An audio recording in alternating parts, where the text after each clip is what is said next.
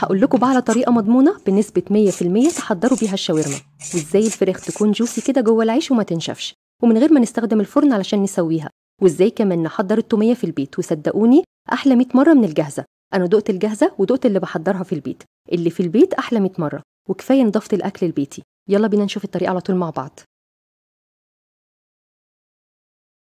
في البداية كده معايا قطعة كاملة من صدور الفراخ وحتة كده صغيرة كانت موجودة عندي في الفريزر، غسلتهم كويس جدا بالمية والخل وبعد كده صفيتهم كويس قوي. هاخد بقى كده قطعة الفراخ ديت واقسمها كده بالسكين على 4، يعني كده نفس تقطيعة البانيه بالظبط. أهم حاجة ما تكونش سميكة قوي.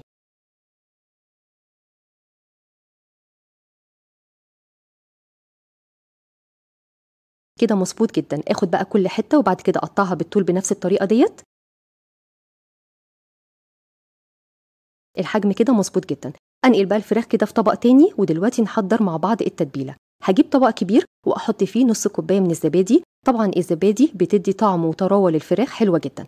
هرجع اضيف معلقتين كبار من الكاتشب، وهضيف كمان معلقتين كبار من معجون الطماطم او صلصه الطماطم الجاهزه، معلقتين كبار من دبس الرمان بيدي طعم ومزازه حلوه جدا للشاورما، وهضيف كمان ربع كوبايه من زيت الزيتون او زيت العادي، عصير كده ليمونه صغيره، معلقه كبيره من الخل،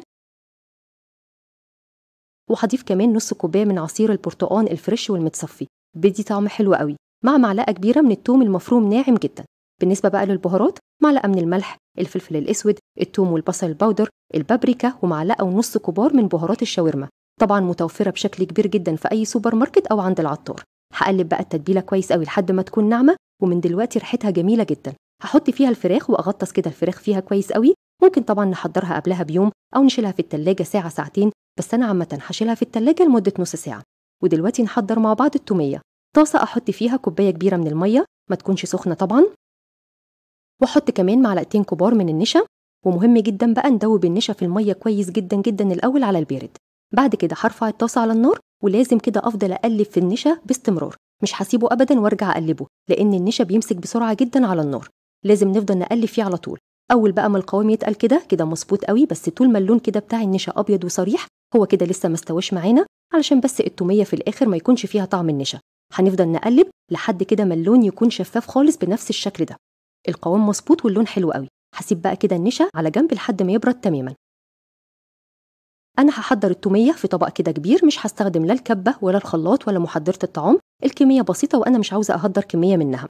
هستخدم كده طبق احط فيه ربع كوبايه من الزبادي، هضيف كمان نص كوبايه من المايونيز، وهرجع اضيف معلقه كبيره من الثوم المفروم والمهروس ناعم جدا جدا جدا، مع عصير ليمونه صغيره. هضيف كمان ربع كوبايه من الحليب،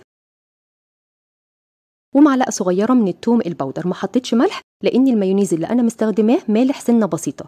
انتوا لو حاسين ان هي محتاجه ملح ممكن تحطوا ربع معلقه من الملح. هقلب الاول كده بالهاند ويسك كويس قوي، وبعد كده احط النشا بعد ما يبرد خالص،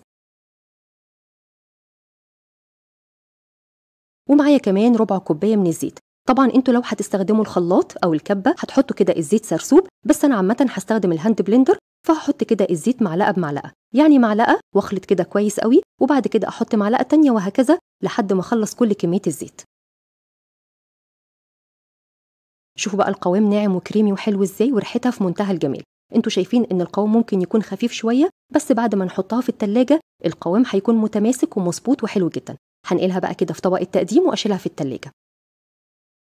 ودلوقتي بقى هنسوي مع بعض الفراخ. طاسه ارفعها على النار واحط فيها حوالي معلقتين كبار من الزيت، وهاخد كده الفراخ مع جزء بسيط من التتبيله واحطها كده على النار. التتبيله ديت هي اللي هتخلي الفراخ معانا بعد كده جوسي وطريه وحلوه جدا. ممكن طبعا نستبدل الخطوه ديت، نجيب كده صينيه ونحط فيها ورق من الزبده ونوزع عليها الفراخ مع جزء من التتبيله ونسيبها في الفرن لحد ما تستوي معانا، بس الطريقه اللي على النار من فوق بتكون اسرع واحلى بكتير.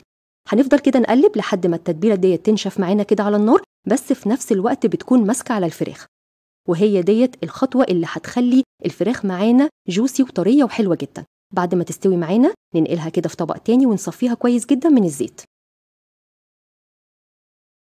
شكلها في منتهى الجمال. هنحضر بقى دلوقتي مع بعض طبق بسيط كده من السلطه. انا معايا بصلايه صغيره قطعتها شرايح رفيعه جدا عشان بس ما نحسش بطعم البصل واحنا بناكل الساندوتش، مع شويه كده من الفلفل الرومي الالوان برضو شرايح رفيعه جدا، وشويه من البقدونس استخدمت كده الاوراق بس، مع معلقه كبيره من السماق، بس كده مفيش اي حاجه تانية. وهقلب السلطة البسيطة ديت مع بعض كويس جدا. السلطة ديت ادت إضافة حلوة جدا جوه الشاورما. التومية بعد ما قعدت في التلاجة لمدة كده ربع ساعة القوام بتاعها تقل وبقى مظبوط قوي. أنا هستخدم خبز الصاج، تقدروا كمان تستخدموا التورتيلا يعني اللي انتوا بتحبوه. هفرد كده الرغيف وأتني كده الربع بتاعه علشان يستحمل كل الحاجات اللي احنا هنحطها، وبعد كده أحط معلقتين كبار من التومية مع شوية كده من السلطة. السلطة شكلها جميل جدا. وبعد كده أحط كمية كده من الفراخ. شوفوا الفراخ لسه موجود عليها التتبيلة وحلوة قوي. وهحط كمان شوية من البطاطس المقلية أو البطاطس المحمرة. وبعد كده أتني بقى العيش بتاعي من الجوانب كده وابتدي بقى ألفه على بعضه كويس جدا جدا. لفوه كده كويس قوي، يعني احكموا اللفة كويس قوي علشان بس ما يبقاش مهوي. أنا هستخدم الجريل أو الشواية اللي هي بالكهرباء، هديها كده دهنة بسيطة من الزيت من فوق ومن تحت. وبعد كده أحط الساندوتش بتاعي وأقفل كده كويس قوي وأسيبه بقى كده لحد ما يستوي ويتقرمش معايا. واخد لون جميل جدا من الجنبين ومقرمش وحلو جدا. طيب احنا ما عندناش الجريل او الشوايه اللي هي بالكهرباء ديت، عادي هنستخدم الجريل العاديه جدا اللي شبه الطاسه ديت. هنحطها على النار ونحط برده معلقه من الزيت، وبعد كده بقى نبتدي نرصص السندوتشات بتاعتنا. هنسيب بقى العيش كده على النار ياخد كده لون من تحت ويتقرمش ونقلبه على طول على الجنب التاني. انا بحب كمان ان انا اسوي العيش دوت من الجوانب، ما بحبهوش كده يكون طري. ياخد كده لون حلو جدا وخلاص كده السندوتشات بقت جاهزه او الشاورما بقت جاهزه. شفتوا بقى سهله وبسيطه قد ايه، بس مقرمشه وطعمها من جوه في منتهى الجمال. شوفوا من جوه عامله ازاي، حلوه جدا جدا. سهله وبسيطه بس حاجه مضمونه واحنا عاملينها في البيت.